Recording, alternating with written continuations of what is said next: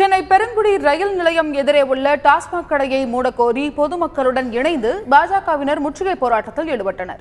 சென்னை பெருங்குடி ரயில் நிலையம் எதிரே புதியதாக திறக்கப்பட்டுள்ள இந்த மதுபான கடையால் பெண்களுக்கும் பள்ளி மாணவர்களுக்கும் இடையூறு ஏற்படுகிறது என்பது மக்களின் குற்றச்சாட்டு. அந்த மதுக்கடையை நிரந்தரமாக மூடக்கோரி போராட்டம் நடத்திய 200க்கும் மேற்பட்டோரை போலீசார் கைது செய்தனர்.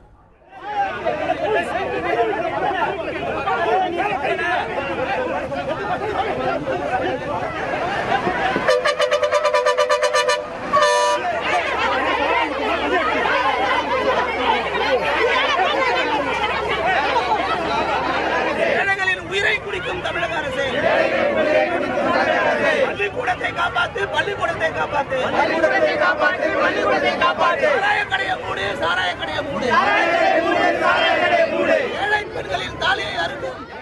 இந்த கடை திறந்து வச்சிருக்காங்க. இன்னும் 4 நாள் ஸ்கூல் திறக்க போறாங்க. அந்த பிள்ளைங்களுக்கு பாதுகாப்பு வேணும்.